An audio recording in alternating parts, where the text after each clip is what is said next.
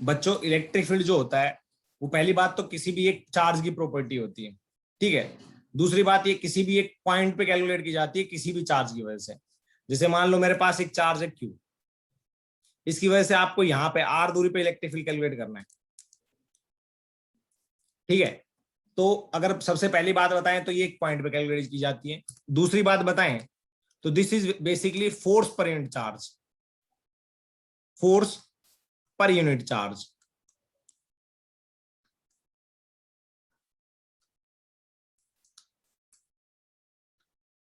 ठीक है।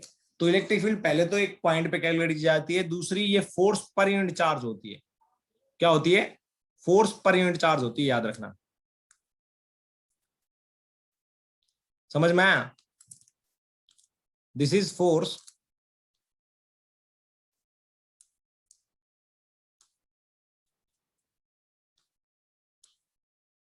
Per unit charge, ठीक है। तो इलेक्ट्रिक फील्ड पे सबसे पहले आते हैं, तो उससे पहले हम कुछ चीजें डिस्कस करते हैं। एक होता है बच्चों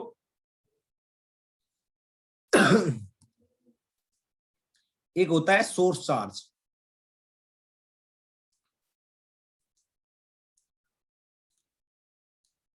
ठीक है ना। एक होता है सोर्स चार्ज। सोर्स चार्ज वो होता है जिसके बारे में हम स्टडी कर रहे हैं, जैसे उसकी वजह से हम पोटेंशियल निकाल रहे हैं, उसकी वजह से हम फोर्स निकाल रहे हैं किसी चार्ज के ऊपर, किसी पॉइंट के ऊपर उसकी वजह से हम फील्ड निकाल रहे हो। तो the charge about which we are studying, the charge about which we are studying,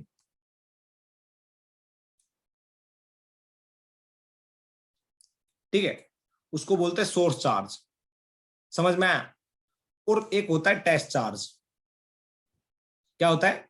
test charge.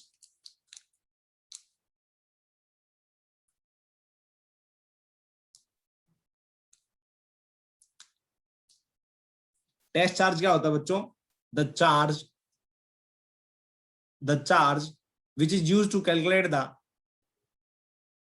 characteristics or we can say property, ठीक है, और which is used to calculate या which is used to study the property of source charge, which is used to study about source charge। अब थोड़ा आपको थोड़ा अच्छा लगेगा और कुछ नहीं है। बेसिकली मान लो चार्ज है हमारे पास, इसके बारे में इसकी वजह से हमें यहाँ पे इलेक्ट्रिक फील्ड कैलकुलेट करना है ना। हाँ, तो बेसिकली हम इलेक्ट्रिक फील्ड कैलकुलेट कर रहे हैं, तो जिसकी वजह से कैलकुलेट कर रहे हैं वो कौन सा होगा? दैट इज सोर्स चार्ज, होगा ना बच्चों। हाँ, तो इलेक्ट्रिक फील्ड क्या होता है? इलेक्ट्रिक फील्ड किसी भी पॉइंट पे कैलकुलेट किया जाता है, किसी चार्ज की वजह से कैलकुलेट किया जाता है, और that is basically force per unit test charge.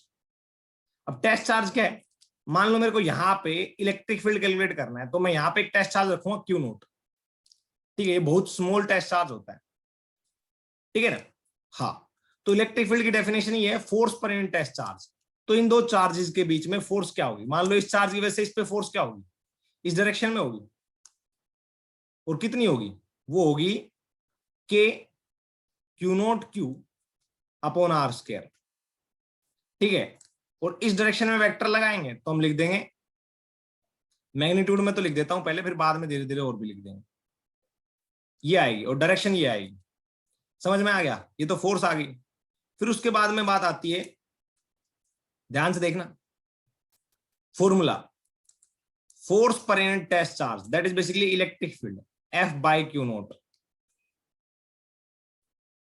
समझ में आया? F by Q nought. F by Q nought हमें क्या देता है? Force per unit test charge,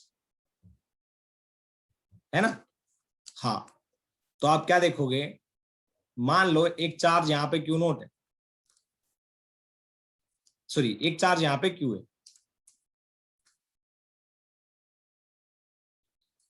इस चार्ज की वजह से यहां पे मेरे को फील्ड कैलकुलेट करना है, तो यहां पे पहले मैं टेस्ट चार्ज रखूंगा, फिर इस चार्ज की वजह से यहां पे फोर्स कैलकुलेट करूंगा, तो क्या आएगा, K Q nought Q upon, मान लो ये आर दूरी पे, तो आर स्क्वायर। तो हमें इलेक्ट्रिक फील्ड कैलकुलेट करें अब, तो इलेक्ट्रिक फील्ड आएगा एफ बाय क्यू नॉट, तो आएगा K Q nought Q upon R square divide by Q nought, काट दिया तो क्या आएगा, K Q by R square. समझ में आया? तो इलेक्ट्रिक फील्ड की वैल्यू आ जाएगी के क्यू बाय आर स्क्वायर। समझ में आया नहीं आया? आया ना? हाँ, तो ये आ जाएगा हमारा इलेक्ट्रिक फील्ड किसी भी चार्ज की वजह से उस पॉइंट पे, इस चार्ज की वजह से इस पॉइंट पे इलेक्ट्रिक फील्ड आ गया। दूसरी बात, इलेक्ट्रिक फील्ड होती क्या है? इलेक्ट्रिक फील्ड होती क्या है? इलेक्ट्रिक फील्ड एक वेक्टर क्वांटिटी होती है। अब वेक्टर क्वांटिटी होती है तो इसकी डायरेक्शन क्या होती होगी? इसकी डायरेक्शन होती है बच्चों along the direction of force. ठीक है, along the direction of force. समझ में आया? On positive test charge, positive test charge, किसी भी पॉइंट पे अगर आप इलेक्ट्रिक फील्ड कैलकुलेट करोगे तो आपको सबसे पहले क्या करना पड़ेगा, टेस्ट चार्ज रखना पड़ेगा। और टेस्ट चार्ज याद रखना हमेशा पॉजिटिव होता है। It is used to study about the source charge and it is always positive in nature. ये ध्यान रखना, ये जो पॉइंट होते हैं ये बहुत इंपॉर्टेंट होते हैं। टेस्ट चार्ज क्या होता है सर? ये बहुत स्मॉल चार्ज होता है, इसका मैग्नीट्यूड क्या होता है, बहुत small, and small in magnitude. आप ये भी लिख सकते हो, स्मॉल इन मैग्नीट्यूड। सारी चीजें एक बार में बता देते दिमाग में नहीं जा पाती, इसलिए बारी बारी चीजें लेके वापस आना पड़ता है। अब ध्यान से समझना सभी अच्छे से। पहली बात, इलेक्ट्रिक फील्ड क्या होता है? Electric field is basically force per unit test charge. से बात में आती है बच्चों के, टेस्ट चार्ज और सोर्स चार्ज क्या होते हैं? तो मैं बोलूंगा सोर्स चार्ज वो होता है जिसके बारे में हम स्टडी करते हैं, जिसकी वजह से पोटेंशियल कैलकुलेट करें किसी भी पॉइंट पे, फील्ड कैलकुलेट करें, फोर्स कैलकुलेट करें। ठीक है, तो जिसके बारे में स्टडी कर रहे होते हैं वो होता है टेस्ट चार्ज, और जिसकी हेल्प से स्टडी करते हैं, सॉरी, जिसके बारे में स्टडी करते हैं वो क्या होता है, सोर्स चार्ज, और जिसकी हेल्प से स्टडी करते हैं वो क्या होता है, टेस्ट चार्ज। फिर आता है इलेक्ट्रिक फील्ड, क्या होता है? ये होता है force per unit test charge. ठीक है, it is always calculated at a point, किसी भी पॉइंट पे कैलकुलेट किया जाता है। It is a vector quantity and its direction is always along the direction of force on test charge. जिस direction में फोर्स लगेगी टेस्ट चार्ज में, उसी डायरेक्शन में फील्ड होगा सोर्स चार्ज की वजह से टेस्ट चार्ज वाले पॉइंट पे। समझ में आ गया? अब इसको एक आसान भाषा में मैं बताऊं बच्चों तो इट इज बेसिकली, इसकी अगर मैं यूनिट की बात करूं तो एफ बाई क्यू नॉट है ना? क्या है? F by Q nought. तो आप बोल दोगे इलेक्ट्रिक फील्ड की यूनिट जो आएगी वो आएगी न्यूटन पर कूलम।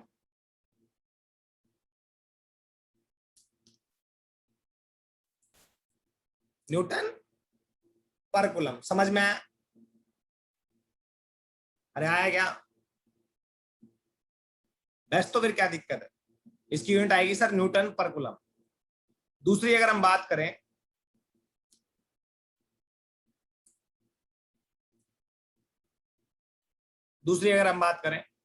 तो हम आसान भाषा में सर इलेक्ट्रिक फील्ड को क्या बोले? मैं सिंपल सी बात है, ये चार्ज है सोर्स चार्ज, और इसकी वजह से मेरे को यहां पे इलेक्ट्रिक फील्ड का मैग्नीट्यूड कैलकुलेट करना है। तो electric field eight a point हमें यह बताता है कि उस पॉइंट पे अगर तुम 1 कूलम चार्ज रखोगे तो उस पर कितना फोर्स लगेगा।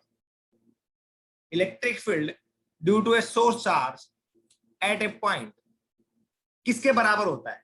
ये होता है कि यहां पे आप जब 1 कूलम चार्ज रखोगे तो उस पर कितना फोर्स लगेगा। रख लो, ये आर दूरी मान लो,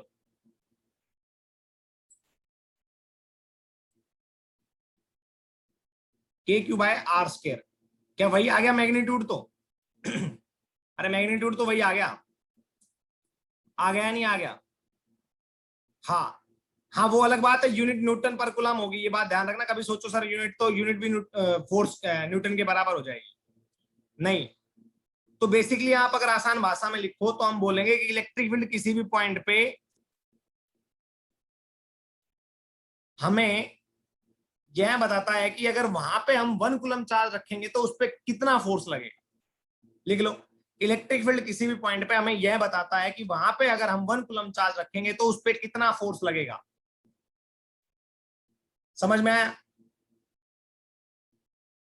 अरे आया नहीं आया? हाँ देखो अब ध्यान से मैं बताता हूं कैसे। ये चार्ज है क्यू, यहां पे 1 कूलम रखा तो कितना फोर्स आएगा इसके ऊपर?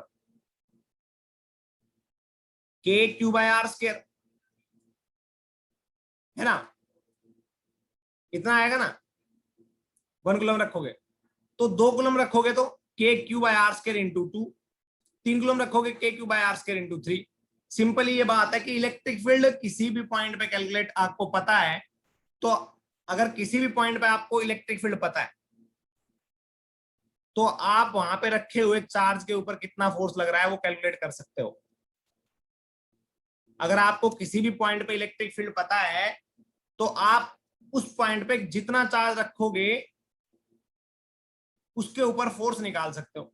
जैसे मान लो मेरे को इस पॉइंट पे इलेक्ट्रिक फील्ड पता है के क्यू बाय आर स्क्वायर है, तो चाहे 5 कूलम रखोगे तो मैं 5 से मल्टीप्लाई कर दूंगा कि भाई इतना फोर्स लगेगा। 10 कूलम रखोगे तो 10 से मल्टीप्लाई कर दूंगा, बोल दूंगा कितना फोर्स लगेगा। ठीक है, समझ में आया? तो ये बहुत सिंप्लिसिटी दे देता है हमें।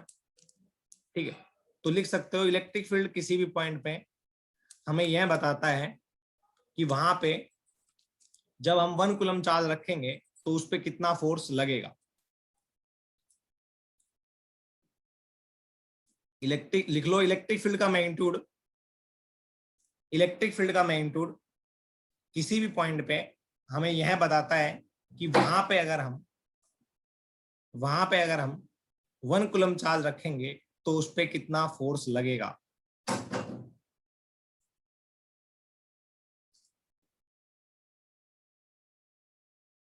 इलेक्ट्रिक फील्ड का मैग्नीट्यूड किसी भी पॉइंट पे हमें यह बताता है कि वहां पे अगर 1 कूलम चार्ज रखेंगे तो उस पर कितना फोर्स लगेगा। लिख लिया? लिख लिया क्या? अब देखो यहां से आगे चलते हैं, इसको आप ऐसे भी लिख सकते हो, F is to q naught E. जितना कूलम चार्ज रखोगे उस पर उतना ही फोर्स आ जाएगा। अगर आपको कहीं पे भी ई पता है किसी भी पॉइंट पे तो तुम्हारी मर्जी, जितना कूलम चार्ज रखोगे रखते जाओ, आपको एफ पता लगता जाएगा। पता लगता जाएगा ना? अरे लगता जाएगा ना पता, हाँ कि ना? यस। दूसरी बात, इलेक्ट्रिक फील्ड का आपने फॉर्मूला देखा था, वो कुछ ऐसा आया था के क्यू बाय आर स्क्वायर। क्या ये किसी दूसरे चार्ज पे डिपेंड करता है? बच्चों इलेक्ट्रिक फील्ड किसी भी पॉइंट पे किसी दूसरे चार्ज पे डिपेंड करता है क्या? नहीं करता भाई। देख, क्यू पे डिपेंड करता है, केवल सोर्स चार्ज के ऊपर डिपेंड करता है। ये क्यू सोर्स चार्ज है, इससे आर दूरी पे आप इलेक्ट्रिक फील्ड कैलकुलेट करोगे। ई बेटा इलेक्ट्रिक फील्ड को रिप्रेजेंट करते हैं ई से, इलेक्ट्रिक फील्ड को ई से रिप्रेजेंट करते हैं, है ना? इसको ई से रिप्रेजेंट करते हैं फिर सोल्व करते हैं। समझ में आया? हाँ। तो इलेक्ट्रिक फील्ड किसी भी चार्ज की वजह से किसी भी पॉइंट पे कैलकुलेट करते हो तो क्या उस टेस्ट चार्ज के ऊपर डिपेंड करता है? देखो फॉर्मूला क्या आता है, फॉर्मूला आता है के क्यू बाय आर स्क्वायर। क्या यहाँ पे कोई टेस्ट चार्ज रखा हुआ है, लिखा हुआ है क्या? फॉर्मूले में लिखा हुआ है क्या कहीं पे टेस्ट चार्ज की वैल्यू लिखनी पड़ती है क्या? पुट करनी पड़ती है? नहीं। तो याद रखना, ये इलेक्ट्रिक फील्ड है किसी भी पॉइंट पे, that is only depend upon source charge. ये सोर्स चार्ज के मैग्नीट्यूड के ऊपर डिपेंड करता है, ये बात ध्यान रख लेना। समझ में आया? अरे आया नहीं आया? यस। अब आगे चलते हैं, आगे चलते हैं। मान लो यहां पे एक प्लस क्यू चार्ज है, यहां से आर दूरी पे आपको इलेक्ट्रिक फील्ड कैलकुलेट करना है। तो पॉजिटिव चार्ज की वजह से यहां पे पॉजिटिव टेस्ट चार्ज रखोगे तो उधर किस पे किधर फोर्स लगेगा, उसके ऊपर इस डायरेक्शन में लगेगा फोर्स टेस्ट चार्ज के ऊपर, इस पॉजिटिव चार्ज की वजह से। यस, तो इलेक्ट्रिक फील्ड की भी यही डायरेक्शन होगी, लिख दोगे डायरेक्टली के क्यू बाय आर स्क्वायर, अगर ये आर दूरी है इन दोनों के बीच में। ठीक है, हाँ। अब दूसरा देखो, अगर मान लो माइनस क्यू चार्ज है, आर दूरी पे आपको इलेक्ट्रिक फील्ड कैलकुलेट करना है यहाँ पे, तो टेस्ट चार्ज रख के देखो इस टेस्ट चार्ज के ऊपर किधर फोर्स लगेगा, लेफ्ट या राइट। इस नेगेटिव चार्ज की वजह से इस टेस्ट चार्ज के ऊपर फोर्स किधर लगेगा, लेफ्ट या राइट।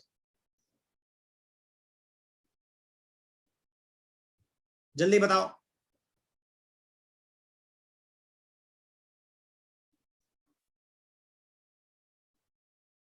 Towards left. अरे इस पॉजिटिव चार्ज की वजह से इस पे किधर फोर्स लगेगा, इधर लगेगा ना, अट्रैक्ट करेगा नेगेटिव चार्ज इसको, है ना। तो इलेक्ट्रिक फील्ड की भी यही डायरेक्शन हो जाएगी, और आप डायरेक्ट लिख दोगे के क्यू बाय आर स्क्वायर। याद रखना डायरेक्शन हमेशा कॉमन सेंस से आइडेंटिफाई करनी है, ठीक है। हाँ, ओके। तो आपने कैलकुलेट कर लिया इलेक्ट्रिक फील्ड किसी भी आर दूरी पे किसी भी पॉइंट चार्ज की वजह से। कई तो वीआईपी है, बहुत आराम से मजे से आते हैं। चलो आ जाओ, अब एक क्वेश्चन सोल्व करो। एक 2 कूलम चार्ज है, 5 मीटर दूरी पे, इससे एग्जैक्टली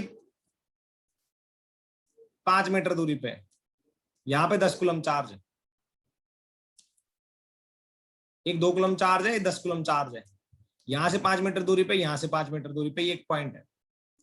आपको यहां पे इलेक्ट्रिक फील्ड कैलकुलेट करना है, net net electric field due to these two charges. Calculate करो, शाबाश। Net electric field due to these two charges. 2 coulomb की वजह से किधर लगेगा, इधर आएगी इलेक्ट्रिक फील्ड की वैल्यू, वो आएगी E due to 2 coulomb is basically k 2 bye 5 का स्क्वायर। और इसकी वजह से यहां पे टेस्ट चार्ज रखोगे तो किधर फोर्स लगेगी, इधर, है ना। और इसकी वैल्यू आएगी E due to 5 coulomb is basically k into 5 by 5 का स्क्वायर। अब आपको पता है इसका मैग्नीट्यूड ज्यादा है और इसका मैग्नीट्यूड कम है, तो आप इधर लिख दोगे ये कितना है, के बाय 5, के बाय 5 न्यूटन, और इधर लिखोगे 2k बाय 25 न्यूटन। तो रिजल्टेंट कौन सा आएगा ज्यादा, ये है ज्यादा, तो नेट आ जाएगा, इधर ये लिख दिया, नेट आएगा इस डायरेक्शन में, k by 5 minus 2k by 25। Solve कर लोगे ना, अरे सोल्व कर लोगे ना, तो आंसर आ जाएगा आपका 3k बाय 25 इस डायरेक्शन में नेट इलेक्ट्रिक फील्ड। कर लोगे या नहीं कर लोगे, बताओ भाई। मैग्नीट्यूड किसका ज्यादा है, इसका ज्यादा है, इसका कम है, तो नेट इधर आएगा क्योंकि वेक्टर क्वांटिटी है, ये तो पता है ना। बेस्ट, तो ओके, अच्छी बात। अब पॉइंट चार्जेस की वजह से इलेक्ट्रिक फील्ड कैसे फॉर्मेट बनाता है वो देखते हैं। मान लो मैंने एक प्लस क्यू चार्ज ले लिया, यहां पे मैं टेस्ट चार्ज रखता हूं, तो बच्चों एक टर्म आती है अभी, electric field line. Electric field lines, ध्यान से देखना, अच्छे से समझना। तो ये उधर ही जाती है जिधर जिधर टेस्ट चार्ज मूव करता है, उसी अलोंग इलेक्ट्रिक फील्ड लाइन होती है। तो मैं मान लो यहां पे एक टेस्ट चार्ज रख देता हूं, तो वो किधर फोर्स एक्सपीरियंस करेगा, इधर। यहां पे रखूंगा तो इधर, यहां पे रखूंगा तो इधर, और यहां पे रखूंगा तो इधर, यहां पे रखूंगा तो इधर, यहां पे रखूंगा तो इधर, यहां पे रखूंगा तो इधर, यहां पे रखूंगा तो इधर, यहां पे रखूंगा तो इधर। समझ में आया क्या? बेस्ट। तो फिर तो आप क्लियर समझ गए, आप क्लियर समझ गए कि जो इलेक्ट्रिक फील्ड होता है, टेस्ट चार्ज रख के देखो, कोई भी पॉजिटिव टेस्ट चार्ज रखोगे तो रिपेल करेंगे ना। यहां पे रख के देखो, तो इलेक्ट्रिक फील्ड लाइन जनरली क्या होती है, पॉजिटिव चार्ज से आउटवर्ड होती है। अगर ऐसे ही मैं नेगेटिव चार्ज रख दूंगा तो यहां पे टेस्ट चार्ज रखूंगा तो इधर फोर्स एक्सपीरियंस करेगा, इधर, ये इधर, एक इधर। समझ में आया? यहां पे रखूंगा तो वो इधर फोर्स एक्सपीरियंस करेगा, यहां पे रखूंगा तो वो इधर अट्रैक्ट हो जाएगा। तो बेसिकली नेगेटिव चार्ज के टूवर्ड्स होती है इलेक्ट्रिक फील्ड लाइन, और पॉजिटिव चार्ज से आउटवर्ड होती है। समझ में आया? कर लोगे ना? बेस्ट। तो फिर हाँ, आगे जाके बाकी अच्छे से बढ़ाऊंगा इलेक्ट्रिक फील्ड लाइन, अभी तो बस नॉर्मल पढ़ाया है, वैसे ही थोड़ी नॉलेज के लिए।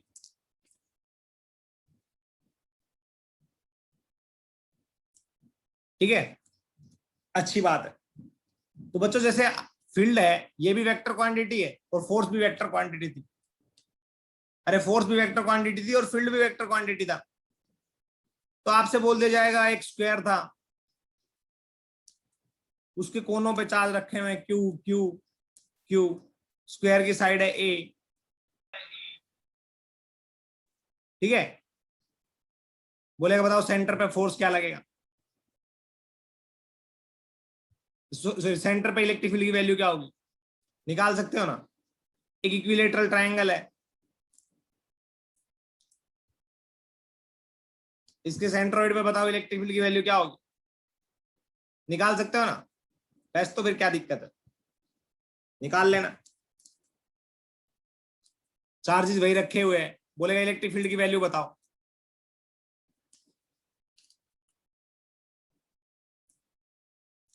यस, ऐसे हेक्सागोन बना देगा।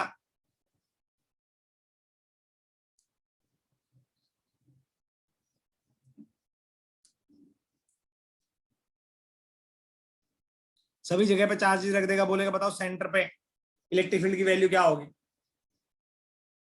तो ये आप लोग कैलकुलेट कर सकते हो वेक्टर से। समझ में आया ना? बस तो फिर क्या दिक्कत है, Q Q Q Q Q Q. समझ में आया? बस तो भाई ओके, कोई दिक्कत नहीं है। अब वही है, वेक्टर फॉर्म में इलेक्ट्रिक फील्ड लिखना हो तो कैसे लिखोगे। मान लो क्यू चार्ज है, vector form of electric field. मान लो क्यू चार्ज है, यहां से आर दूरी पे हमें इलेक्ट्रिक फील्ड कैलकुलेट करना है। तो यहाँ पे क्यू नोट चार्ज रखो, पहले उसके ऊपर फोर्स कैलकुलेट करो, तो वो आएगा K Q nought Q upon R square. तो इसको अगर वेक्टर फॉर्म में लिखोगे तो ये आर है, तो आर वेक्टर भी इधर आएगा, तो आप लिखोगे आर वेक्टर का मैग्नेट, आर वेक्टर का क्यूब, या मैं ऐसे लिखूं बिल्कुल बेसिक से, तो आर वेक्टर का स्क्वायर इंटू आर वेक्टर का यूनिट वेक्टर। फिर उसके बाद एफ को आप मॉडिफाई करोगे तो लिखोगे K Q nought Q R vector upon its magnitude, इसको ऐसे भी लिख सकते हो यूनिट वेक्टर को, अपॉन आर स्क्वायर का कैप, सॉरी आर स्क्वायर का आर मोड का स्क्वायर, आर वेक्टर का मोड का स्क्वायर। फर्दर लिखोगे तो ये आ जाएगा F is to K Q nought Q R vector upon R vector का क्यूब। समझ में आया?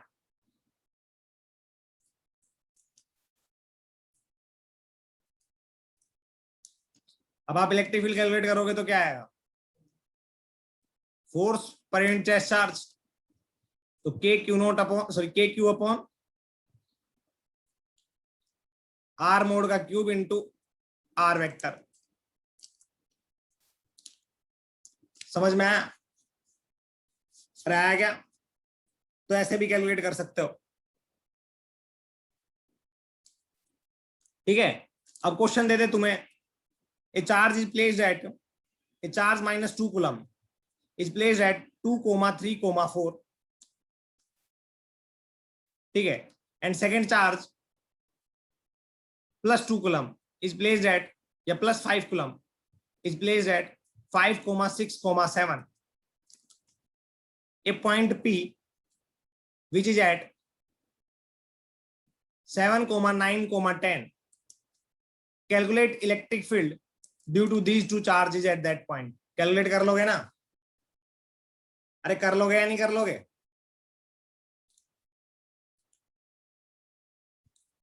बच्चों कर लोगे? अरे हाँ कि ना? किसी को कोई डाउट है तो बता दो, मैं बता दूंगा, फिर कोई दिक्कत नहीं मेरे को। याद रखना यहां पे क्यू किसके साथ पुट करना है वेक्टर फॉर्म में, साइन के साथ, ठीक है, और फॉर्मूला मॉडिफाई होके आ जाएगा ऐसे। इसका पोजीशन वेक्टर मान लो आरपी है और इसका पोजीशन वेक्टर है R1, तो आप लिखोगे इलेक्ट्रिक फील्ड एट पॉइंट। बच्चों electric field at this point due to this charge, अगर आप कैलकुलेट करोगे वेक्टर फॉर्म में तो ये फॉर्मूला होगा, तो आर electric field at P due to 1 that is K Q upon R1P का वेक्टर अपॉन R1P का मोड। याद रखना यहां पे जो Q होगा that should be put along with sign, बाकी फॉर्मूला यही लगेगा। अब इन दोनों भी वैसे कैलकुलेट कर लोगे और उस वेक्टर फॉर्म को ऐड कर दोगे एक दूसरे के साथ, तो रिजल्टेंट आ जाएगा। कर लोगे ना? अरे कर लोगे ना? अच्छी बात है। ओके, अब ध्यान से देखो, जैसे हमने इलेक्ट्रिक फोर्स कैलकुलेट किया था वैसे क्या इस रोड से जिसके लेंथ L है, जिसके ऊपर Q चार्ज है, यहां से A दूरी पे क्या आप यहां पे इलेक्ट्रिक फील्ड कैलकुलेट कर सकते हो?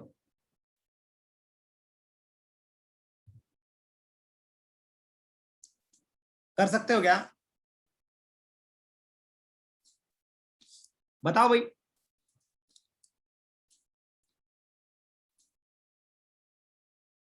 अरे वही तो है भाई, एक स्मॉल एलिमेंट की वजह से निकाल लेना। यहां पे क्या आएगा? डीई आएगा। डी क्या आएगा? के डी क्यू। स्मॉल एलिमेंट पे चार्ज कितना है? D Q. यहां से स्मॉल एलिमेंट की दूरी कितनी है? एक्स, तो आप लिखोगे K D Q upon x square, है ना। अब टोटल ई निकालोगे। आपसे देखो एक बार, क्या ये इलेक्ट्रिक फील्ड वेक्टर क्वांटिटी है? हाँ। क्या एलिमेंट के, स्मॉल एलिमेंट के चेंज करने से direction of electric field change हो रही है? नहीं चेंज हो रही ना। क्या स्मॉल एलिमेंट के चेंज करने से direction of electric field change हो रही है? नहीं। तो डायरेक्टली इंटीग्रेट कर दो डी को, k D Q upon x square. Integrate करोगे कहां से कहां? एक्स इज टू ए से x is to a plus L.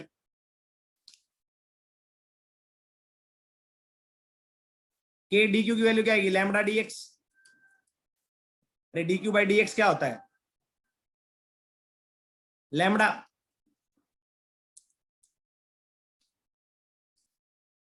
ठीक है,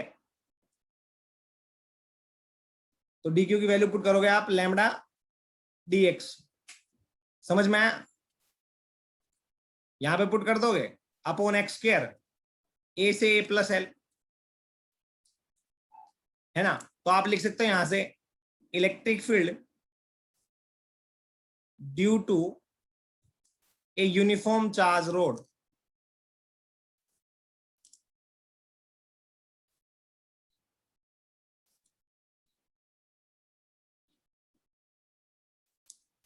ठीक है, कैलकुलेट कर लोगे ना, या करके दिखाऊं भाई? बता दो।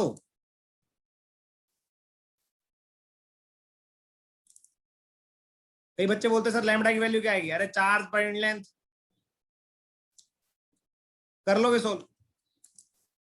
क्या लिखोगे? के लैम्बडा, इंटीग्रेट करोगे तो -1/x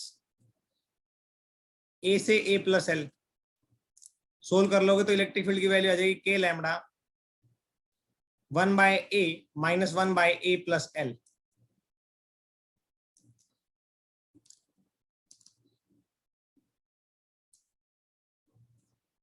समझ में आया? डायरेक्शन किधर होगी? डायरेक्शन उधर ही होगी जब यहाँ पे टेस्ट चार्ज पुट करके देखोगे एक पॉजिटिव, तो उस पर जिधर फोर्स लगेगी उसी डायरेक्शन में इलेक्ट्रिक फील्ड की वैल्यू आएगी, या वही इलेक्ट्रिक फील्ड की वैल्यू उसी डायरेक्शन इलेक्ट्रिक फील्ड की डायरेक्शन होगी। वही डायरेक्शन किसकी होगी? इलेक्ट्रिक फील्ड की डायरेक्शन होगी। मोहित समझ में नहीं आया?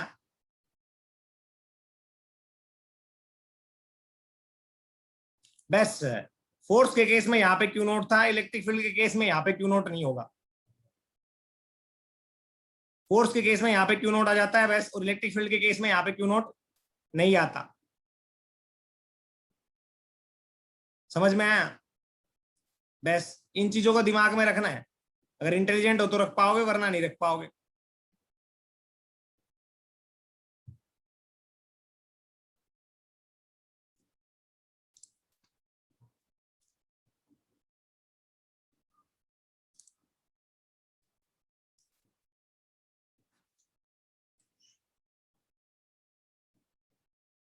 आगे चलें? चलो अब थोड़े अच्छे क्वेश्चन करते हैं।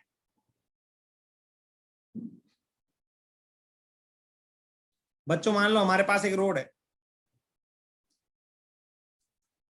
हमारे पास एक रोड है, ठीक है? यहां से परपेंडिकुलर डिस्टेंस डी पे है, ध्यान से समझना है, और उसका वन एंड है वो θ2 एंगल बना रहा है, और दूसरा है वो θ1 एंगल बना रहा है पी पॉइंट से। ये रोड है, इसकी लेंथ कुछ भी हो हमें नहीं पता, पर हमें ये पता है कि ये θ2 एंगल बना रहा है। उसकी चार्ज डेंसिटी है वो लैम्बडा कूलम पर मीटर है, इसकी चार्ज डेंसिटी है वो लैम्बडा कूलम पर मीटर है। बच्चों आपको क्या करना है मैं बताता हूं। आपको क्या करना है, एक स्मॉल एलिमेंट लेना है, उसकी वजह से इस पॉइंट पे इलेक्ट्रिक फील्ड कैलकुलेट करना है। तो आप क्या करोगे, वाई पे जाके dy का एक एलिमेंट ले लोगे, और अगर मैं एंगुलर फॉर्म में बोलूं तो मैं ये भी बोल सकता हूं थीटा पे जाके डी थीटा का एक एलिमेंट ले लिया आपने, मान। तो बच्चों ध्यान से देखो, जब एलिमेंट चेंज होगा तो यहाँ पे थीटा भी चेंज होगा और वाई भी चेंज होगा, होगा या नहीं होगा? जल्दी बताओ। जब एलिमेंट चेंज होगा तो यहाँ पे थीटा भी चेंज होगा और वाई की वैल्यू भी चेंज होगी, होगी ना?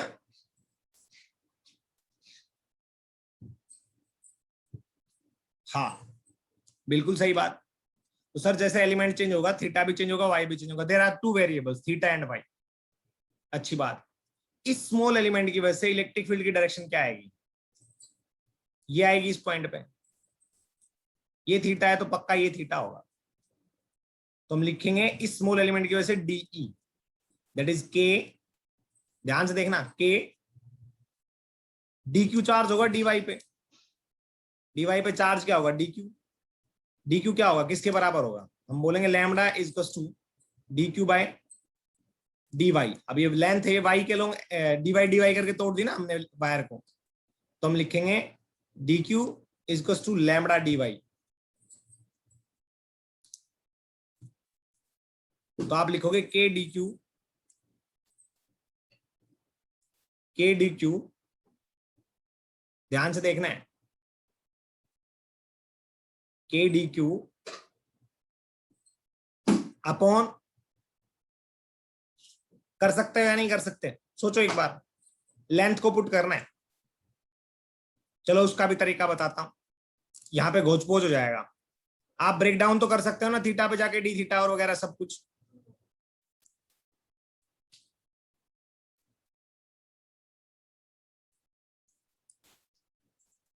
देखना सभी, अब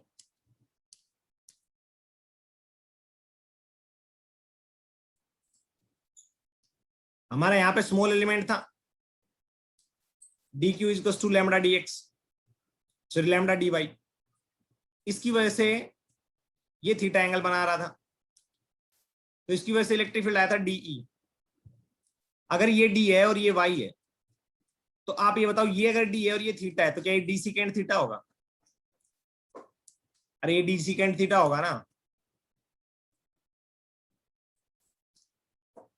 तो इलेक्ट्रिक फील्ड की वैल्यू आएगी स्मॉल पॉइंट चार्ज की वजह से, वो आएगी K D Q upon R square. R की वैल्यू क्या आएगी? डी सीकेंड थीटा का होल स्क्वायर, है ना। यस, तो आप सीधे लिख दोगे, सोल्व करते टाइम कि सर इसको मैं लिख सकता हूं के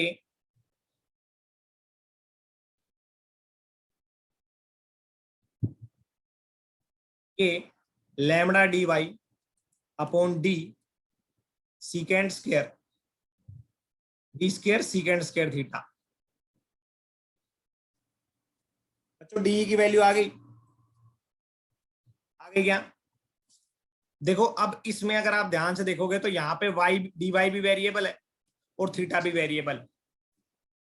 यहाँ पे डी वाई भी वेरिएबल है और थीटा भी वेरिएबल है, अगर आप ध्यान से देख पा रहे हो तो।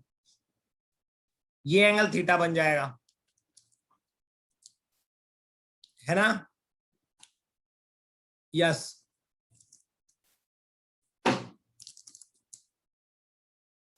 बन जाएगा, बिल्कुल अच्छी बात है। अब मेरे को आप बताओ, क्या थीटा चेंज करने पे, या मैं बोलूंगा क्या स्मॉल एलिमेंट चेंज करने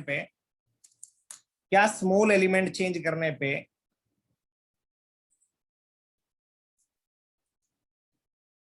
direction of electric field change होगी?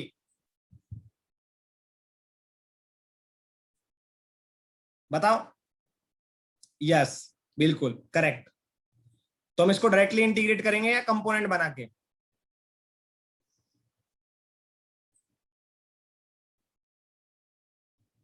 क्या small element D theta D D D D Y D Y D Y D Y D Y D Y D Y D Y D Y D Y D Y change करेंगे तो electric field की value D की change होगी ना। तो इसको component बना के इंटीग्रेट करेंगे, तो एक कंपोनेंट इधर बन जाएगा डी ई कोस थीटा, इसको बोलते हैं ई। ध्यान से देखना, एक कंपोनेंट इधर बन जाएगा डी ई कोस थीटा, इसको बोलते हैं E perpendicular to the wire, E perpendicular to the wire, ठीक है। और इधर जो बनाएंगे वो क्या लिखेंगे? डीई साइन थीटा, वो आएगा E parallel to the wire.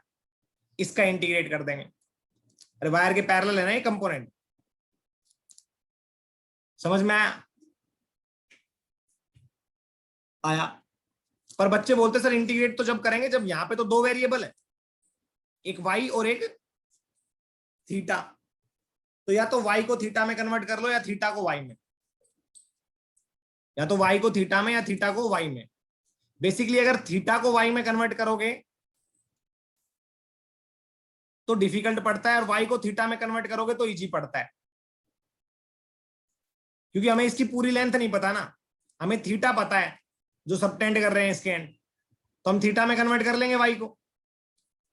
तो बच्चों आप लिखोगे in this triangle y is equals to d tan theta, या y by d is equals to tan theta, लिख लोगे ना।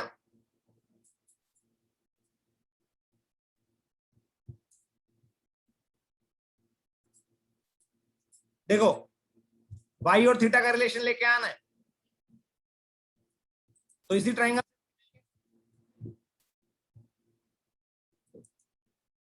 तो अब dy डिफरेंशिएट करो दोनों side, dy is equals to d secant square theta d theta, put कर दो k lambda d secant square theta d theta upon d square secant square theta.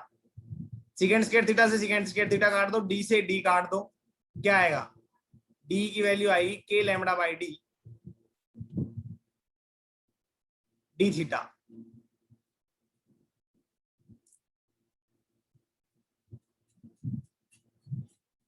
k lambda by d into d theta. समझ में आया?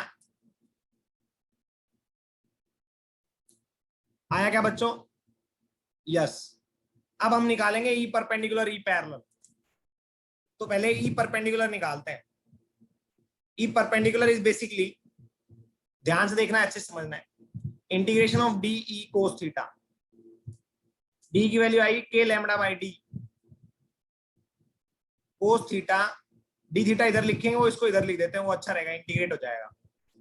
अब integration कहां से कहां तक करोगे? तो बच्चों डाउनवर्ड डायरेक्शन में जो थीटा था वो थीटा 2 था, और अपवर्ड डायरेक्शन में था वो थीटा 1 था, है ना? तो डाउनवर्ड डायरेक्शन में साइन कन्वेंशन यूज करोगे तो आएगा माइनस थीटा 2 से प्लस थीटा 1, क्योंकि हमें एड अप करना है इनको। अरे हॉरिजॉन्टल कंपोनेंट है, दोनों की वजह से ऐड होगा ना, इस वाले की वजह से भी इधर ही डायरेक्शन है और इस वाले की वजह से भी, पोर्शन की वजह से इधर ही डायरेक्शन है। तो माइनस थीटा 2 से थीटा 1, समझ में आया? आया नहीं आया? नीचे की डायरेक्शन में जो है वो माइनस थीटा 2 है, ऊपर की डायरेक्शन में वो प्लस थीटा 1, क्योंकि डायरेक्शन ऑफ एंगल भी होती है। नहीं आया? मैं बताता हूं बच्चों, ये मान लो साइन कन्वेंशन है, इससे ऊपर जो एंगल लोगे वो पॉजिटिव और नीचे लोगे वो नेगेटिव। अरे जैसे तुम लोग ऐसे बनाते हो, एंगल इधर कोई होता है वो पॉजिटिव लेते हो ना, प्लस थीटा, और इधर होता है तो माइनस थीटा लेते हो ना। अरे लेते हो ना? नहीं लेते हो? लेते हो भाई, और इंटीग्रेशन जो पढ़ेंगे आगे जाके उनको पता भी लग जाएगा। तो हम इसको सोल्व करेंगे, के लैम्डा और डी ये तो कांस्टेंट हो गए। कोस थीटा का इंटीग्रेशन आएगा माइनस साइन थीटा या साइन थीटा, हम बोलेंगे साइन थीटा, माइनस थीटा 2 से थीटा 1। आगे सोल्व करो, आ जाओ। E perpendicular is to K lambda by D sine theta 1 minus sine minus theta 2। Solve करोगे तो आ जाएगा के lambda by D sine theta 1 minus theta 2 था ये, माइनस, तो माइनस बाहर निकालोगे तो क्या आएगा? Minus minus plus.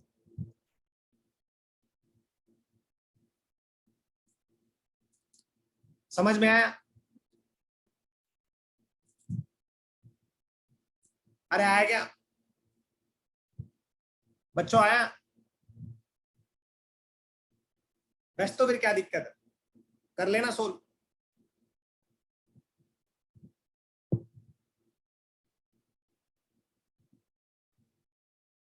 कर लोगे ना? है भाई, कर लोगे या नहीं?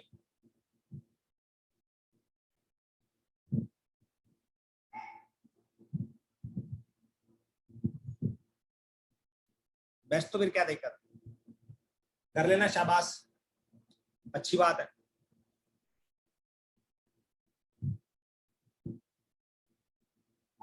तो ई परपेंडिकुलर आ गया, अब ई पैरेलल निकालें। ई पैरेलल निकाले क्या? E parallel is basically, E parallel is basically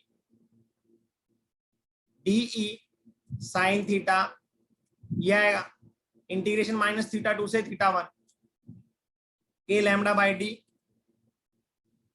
integration, ये बाहर निकाल लो, sine theta d theta minus theta 2 से थीटा 1। यहां तक किसी को कोई प्रॉब्लम? डी की वैल्यू पुट करोगे k lambda by d theta और साइन थीटा, यहां तक किसी को कोई प्रॉब्लम? बच्चों यहां तक किसी को कोई प्रॉब्लम? अरे बता दो भाई, बताओगे या नहीं? बताओगे? है भाई, clear all? Wait wait wait wait.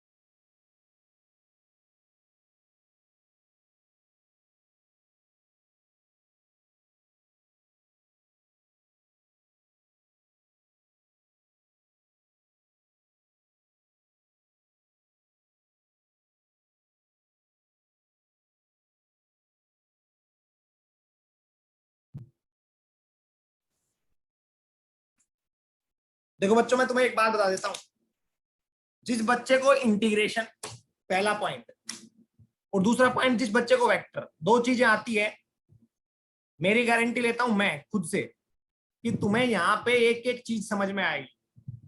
जिसको इंटीग्रेशन और वेक्टर नहीं आता, भूल जाना कि ये आएगा।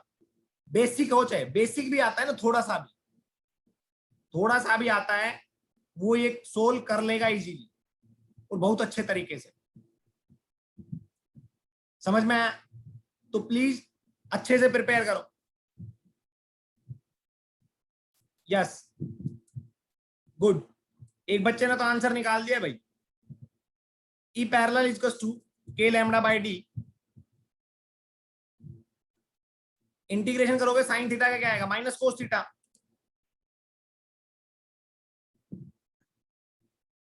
साइन थीटा क्या है? Minus cos theta. Minus theta 2 से प्लस थीटा 1, के लैम्डा बाय डी, है ना? अब ध्यान से देखो, माइनस को बाहर रख दो, cos theta 1 minus cos minus theta 2। समझ में आया? मैं आपको बता देता हूं, cos minus theta equals to cos theta होता है। पता है ना सभी को? Cos minus theta equals to cos theta होता है। तो यहां पे आप लोग जो लिखोगे वो लिखोगे माइनस के lambda by d cos theta 1 minus cos theta 2। ठीक है? हाँ, फिर यहां पे क्या लिखोगे? इसमें मर्ज कर दोगे। इसमें क्या कर दोगे बच्चों? मर्ज कर दोगे। माइनस को अंदर एडजस्ट करोगे तो क्या आएगा? कोस theta 2 minus cos theta 1। E parallel की वैल्यू आ गई। यहां तक किसी बच्चे को कोई डाउट? यहां तक किसी बच्चे को कोई डाउट? जल्दी बताओ। कोई डाउट, कोई परेशानी? नहीं? अब ये रिजल्ट याद कर लो और दिमाग में ये बैठा लो कि कोस थीटा 2 किसके साथ है, कोस थीटा 1 किसके साथ एंगल आएगा। बेसिकली थीटा 1 एंगल होता है वो अपर एंड ऑफ द वायर के साथ उस पॉइंट से ज्वाइन करने वाली लाइन का परपेंडिकुलर के साथ एंगल होता है। मतलब जो आपने वायर के साथ परपेंडिकुलर ड्रॉ किया, तो ये परपेंडिकुलर के बीच में और ये लाइन जो एंड को ज्वाइन कर रही है इस पॉइंट से, उसके बीच में जो एंगल होता है वो थीटा 1 होता है। और लोअर एंड को जो लाइन ज्वाइन कर रही है पॉइंट पी से, उसके बीच में और परपेंडिकुलर के बीच में जो एंगल होता है वो थीटा 2 होता है। समझ में आया नहीं आया? अरे आया क्या? आया ना बच्चों?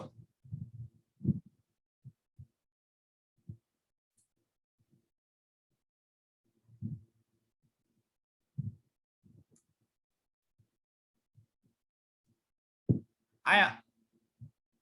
बस तो फिर क्या दिक्कत है? हाँ, अब देखो मैं आपसे कुछ क्वेश्चन पूछूंगा कि अब जो रिजल्ट आ गया ना हमारा, जो रिजल्ट आ गया वो साइन के साथ आया, आपको बताओ तो किसके साथ आया है? साइन के साथ आया है। अरे आया है ना साइन के साथ, कि हमने पहले ही पुट कर रखा है इनमें। अब ध्यान से देखना है, अच्छे से समझना है। थीटा 1 ऊपर की डायरेक्शन में एंगल है,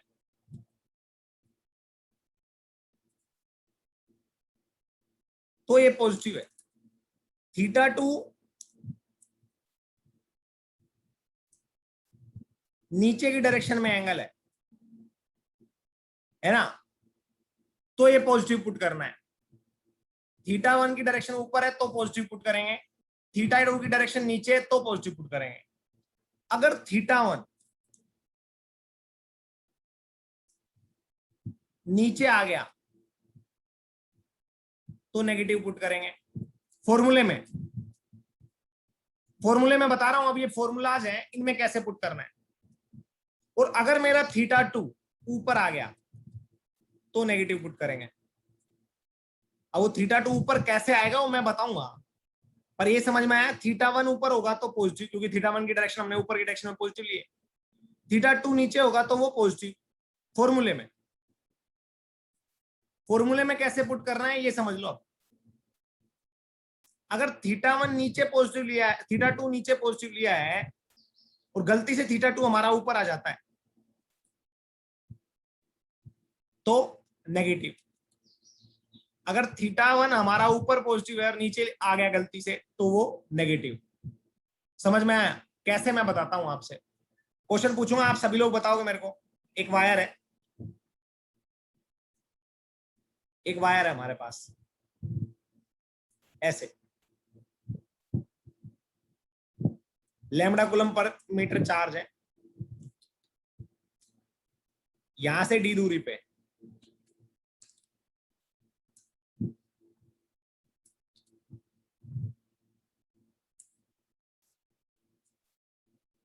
ये एंगल है 30 डिग्री और ये एंगल है 30 डिग्री। आप बताओ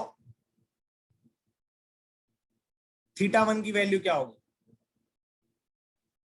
और थीटा 2 की वैल्यू क्या होगी? अगर इस वायर की दूरी यहां से यहां तक ए है तो डी की वैल्यू क्या होगी? Find D theta 1 and theta 2। D की वैल्यू क्या होगी?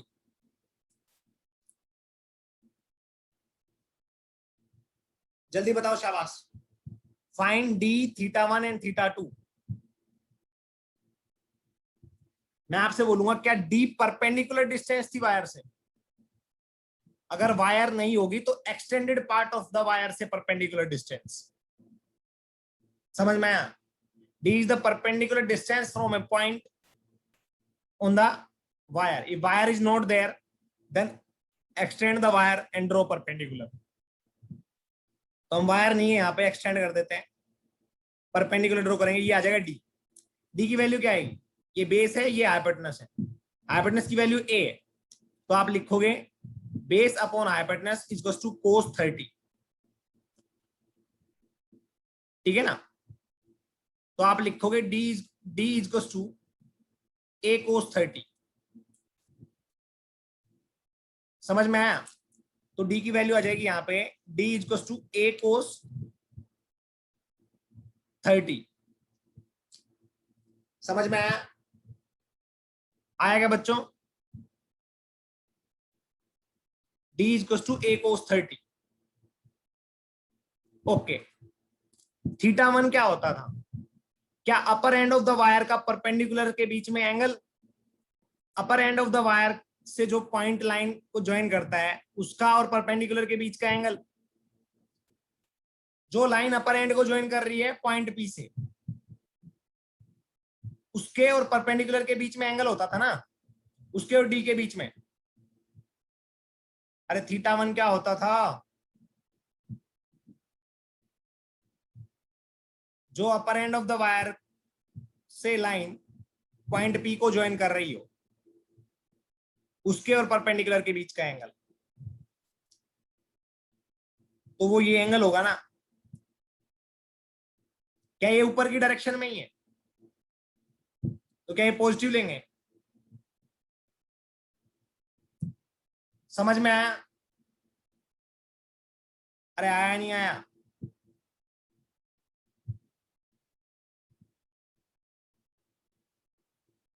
अरे आया क्या? यस। थीटा 2 क्या था? क्या lower end of the wire से ज्वाइन करने वाला लाइन और परपेंडिकुलर के बीच में। तो क्या थीटा 2 हमारा ये होगा?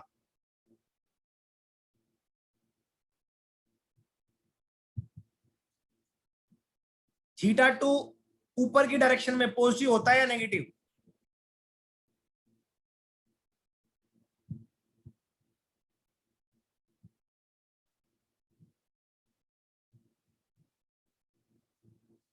अरे बताओ, थीटा 2 ऊपर की डायरेक्शन में पॉजिटिव पुट करेंगे फॉर्मूले में या नेगेटिव? Negative, yes correct, -30। समझ में आया? अब ये इस वायर की वजह से हम E perpendicular E parallel draw करें तो ऐसे ड्रॉ करेंगे, that is E perpendicular to the surface. And that is E parallel to the surface. E perpendicular क्या आएगा, K lambda by D, K lambda by D sine theta 1 plus sine theta 2। Value put कर दोगे आ जाएगा answer. E parallel क्या आएगा, K lambda by D sine cos theta 2 minus cos theta 1। Put कर दोगे answer आ जाएगा। अरे आएगा या नहीं आएगा, आएगा ना।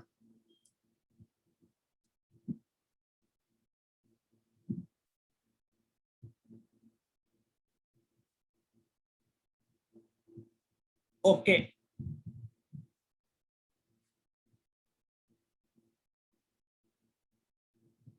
कई बार बच्चे बोल जाते हैं सर ये जो पैरेलल कंपोनेंट है ये ऊपर क्यों नहीं लिया आपने, इधर भी तो ले सकते थे। अरे ऊपर भी तो ले सकते थे, क्यों नहीं लिया हमने? क्योंकि बच्चों लेंथ ऑफ द वायर ऊपर की साइड है तो उसका रिजल्टेंट इधर कहीं आएगा, तो कंपोनेंट इधर और इधर बनेंगे। अगर most of the part of the length of the wire perpendicular के डाउनवर्ड होता तो इन दोनों का रिजल्टेंट इधर आता, तो पैरेलल ऊपर की डायरेक्शन में आता कंपोनेंट। समझ में आया? आया ना?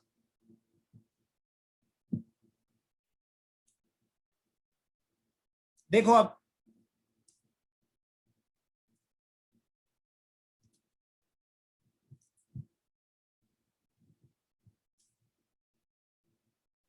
हमारे पास एक वायर है,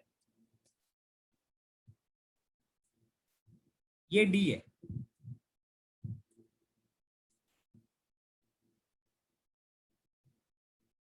ये वायर है, इस पे जो चार्ज है वो है लैम्बडा कूलम पर मीटर। ये 30 डिग्री है और ये 60 डिग्री एंगल है, परपेंडिकुलर डिस्टेंस डी है। तो अब बताओ पैरेलल परपेंडिकुलर तो इधर आएगा, ई परपेंडिकुलर, ई पैरेलल किधर आएगा, ऊपर की डायरेक्शन में या नीचे की डायरेक्शन में? अरे ऊपर की डायरेक्शन में आएगा ई पैरेलल या नीचे की डायरेक्शन में, सोचो एक बार।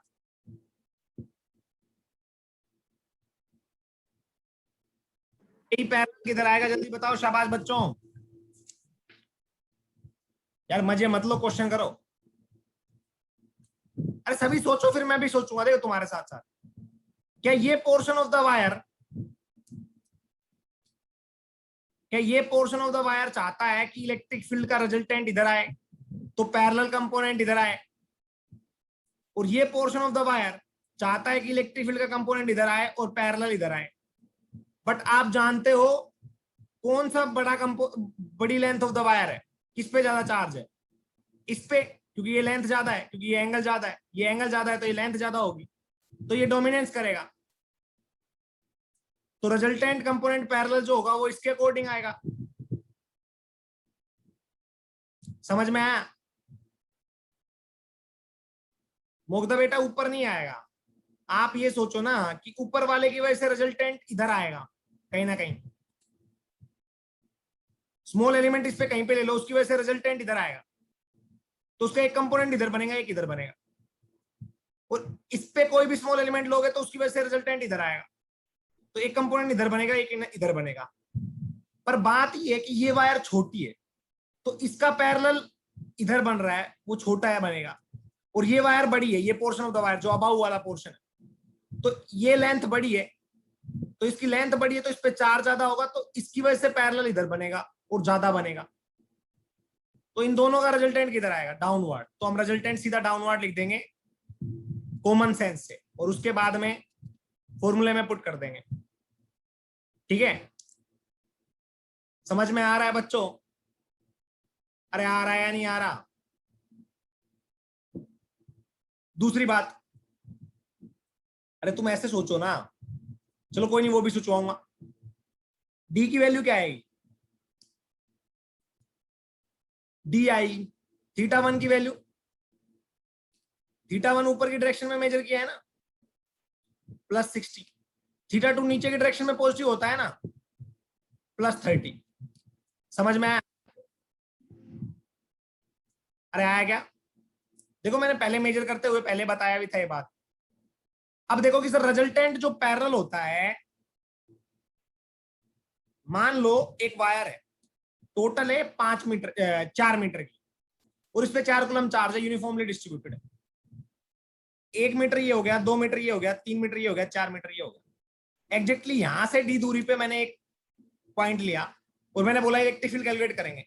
तो क्या इधर 4 कूलम चार्ज है, सॉरी 3 कूलम चार्ज है 4 में से, और इधर केवल 1 कूलम चार्ज है 4 में से, तो इसका रिजल्टेंट इस डायरेक्शन में आएगा, और इसकी वजह से हॉरिजॉन्टल कंपोनेंट ऐसे और परपेंडिकुलर कंपोनेंट ऐसे बनेंगे। वर्टिकल कंपोनेंट हम बोले, परपेंडिकुलर कंपोनेंट और पैरेलल कंपोनेंट ऐसे बनेंगे। ये पोर्शन ऑफ द वायर है, ये ज्यादा बड़ा है और इसके ऊपर चार्ज ज्यादा है, तो इसकी वजह से इलेक्ट्रिक फील्ड की वैल्यू ज्यादा आएगी। और इसके परपेंडिकुलर पैरेलल कंपोनेंट ज्यादा बड़े बनेंगे। अरे ज्यादा बड़े बनेंगे ना? अरे हाँ कि ना? हाँ कि ना?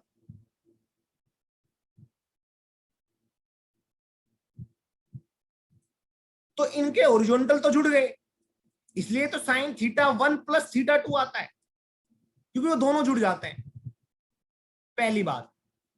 अब इन दूसरे के सब्ट्रैक्ट होते हैं, तो कॉमन सेंस से देखोगे तो रिजल्टेंट किधर आएगा? डाउनवर्ड। मतलब की रिजल्टेंट पैरेलल कंपोनेंट बड़े पोर्शन के अकॉर्डिंग आएगा, छोटे पोर्शन के अकॉर्डिंग नहीं आएगा। तो बड़े पोर्शन के अकॉर्डिंग पैरेलल कंपोनेंट आइडेंटिफाई करना है और उसके बाद में डिसाइड करना है। ठीक है ना? अरे समझ पा रहे हो जो बोल रहा हूं मैं? हाँ, अच्छी बात है। ओके, आगे चलते हैं। अब आ जाओ, आगे चलें। चलो तो फिर क्या दिक्कत? तो जो पैरेलल कंपोनेंट होगा वो बड़े बड़े पोर्शन के अकॉर्डिंग डिसाइड करना है, हमें याद रखना, उसी डायरेक्शन में आएगा। सर थीटा 45 हुआ तो ई परपेंडिकुलर लगेगा,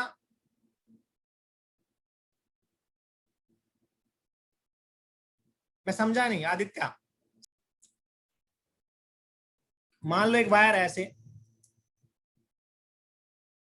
इस पे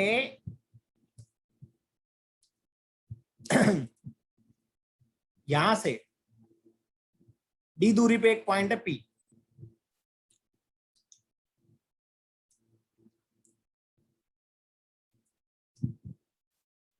ठीक है? हाँ, ये वायर है, इस पे चार्ज है -λ कूलम पर मीटर। समझे इसकी मतलब कि इस पे नेगेटिव चार्ज है। थोड़ा इंटरेस्टिंग बनेगा। ये एंगल 20 डिग्री का है